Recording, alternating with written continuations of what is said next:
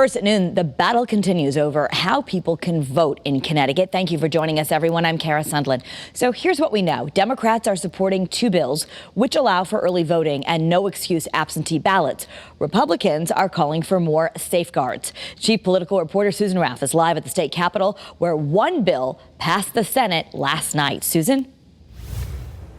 Good afternoon, Kara. Yes, it was a long night for the Senate. I think they didn't break until finally about 5 a.m. this morning. But one of the bills that did pass the Senate was no excuse absentee ballots. But this is only temporary and goes to the end of the year.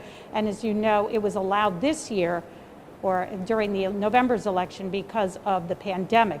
In order for it to become permanent, it would have to change the Constitution. There would have to be an amendment, and voters would have to have the final say. Another bill that the legislature is now considering and debating would be early voting. But when it comes to both of these bills, Republicans and Democrats are split. Connecticut's Constitution puts us in a bad place. We are not in good company.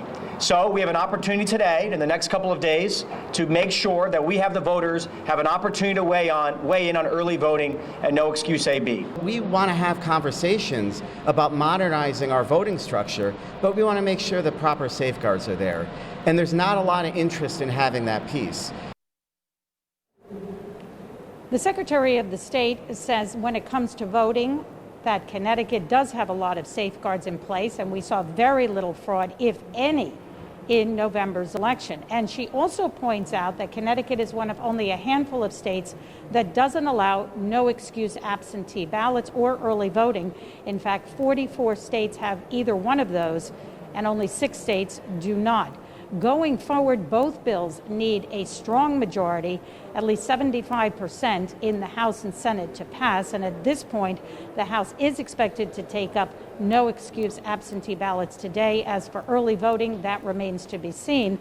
But when it comes to absentee ballots, again, that would not be something that could be decided by the legislature. That would have to be voted on.